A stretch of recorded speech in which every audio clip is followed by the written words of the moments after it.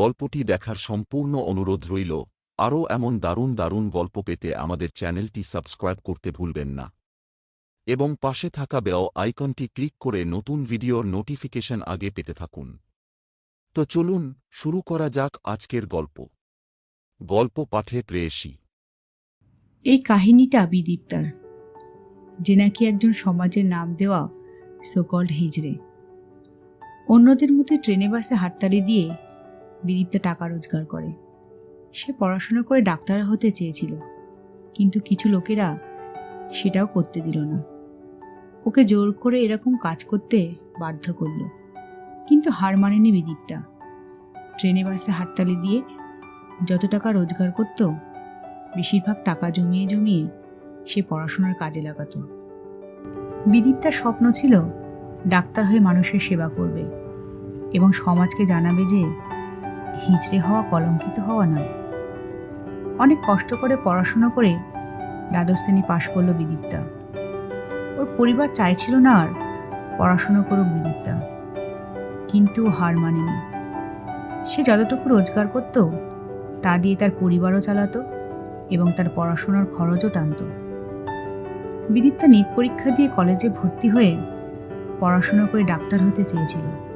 একদিন ট্রেনে বিদীপ্তা একটা মহিলার কাছে এসে হাততালি দিয়ে টাকা চাইতে লাগলো। ওই মহিলার একটা ছেলে ছিল। ওই মহিলার ছেলেটা ওর মাকে বলল, মা, ওরা এভাবে হাততালি দিচ্ছে কেন? তারপর বিদীপ্তা ওর ছেলের মাথার উপর হাত বুলিয়ে বলল, এটাই আমাদের জীবন। তারপরে মহিলাটা তাড়াতাড়ি করে ছেলের মাথার উপর থেকে হাতটা সরিয়ে বলল, এই ছবি না তুমি, এবং ছেলেকে বলল, ওদের কাছে যাবি না বাবা, ওরা কলঙ্কিত।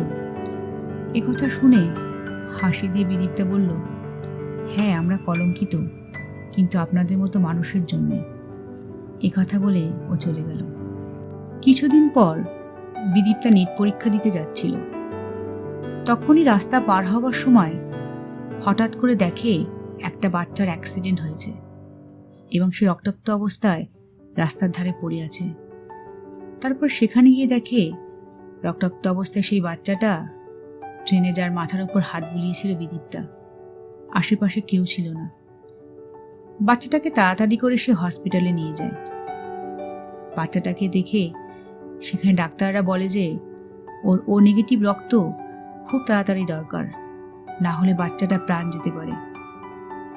সে সিদ্ধান্ত করলো যে ও রক্ত দেবে, কারণ ও রক্ত ও নেগেটিভ ছিল। বাচ্চাটাকে রক্ত দেওয়ার পর বাচ্চাটা নিরাপদ হয়ে যায়। তারপর ছেলেটির মা এসে বিদীপ্তাকে ধন্যবাদ জানায় এবং সেদিনের জন্য ক্ষমা চায়। তখনই ডাক্তারবাবু তাকে বলে, তুমি আজকে ছেলেটাকে বাঁচিয়েছ, তুমি না থাকলে মনে হয় ছেলেটাকে বাঁচানো যেত না। কিন্তু তুমি ব্যাগ কাঁধে নিয়ে কোথায় যাচ্ছিলে? বিদীপ্তা বলল, আমি নেট পরীক্ষা দিতে যাচ্ছিলাম। তারপর ওকে রাস্তায় পড়ে থাকতে দেখে তাড়াতাড়ি হাসপাতালে নিয়ে আসি।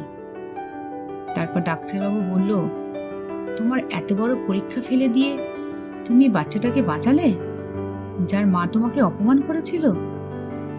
বিদীপ্তা হেসে বলল, পরীক্ষা আর একবার এসে যাবে ডাক্তারবাবু, কিন্তু এই বাচ্চাটা আর একবার আসবে না। ওর প্রাণ আর একবারও ফিরে পাবে না। ওর মা আর একটা সন্তানও পাবে না। আসলে কি ডাক্তারবাবু, আমরাও মানুষ, আমাদেরকেও শুধু অন্য নজর দিয়ে দেখে সবাই। আমরা অন্য মানুষের মতো বাঁচতে চাই, কিন্তু সমাজ আমাদের সেই সুযোগটাও দেয় না। আর দিনের শেষে আমরা তো আবার কলঙ্কিত। ভিডিওটি ভালো লাগলে লাইক এবং সাবস্ক্রাইব করতে ভুলবেন না। আর যদি আপনি এমনই আরও গল্প শুনতে চান, কমেন্টে জানান। আপনার প্রতিক্রিয়া আমাদেরকে আরও ভালো গল্প তৈরি করতে সাহায্য করবে।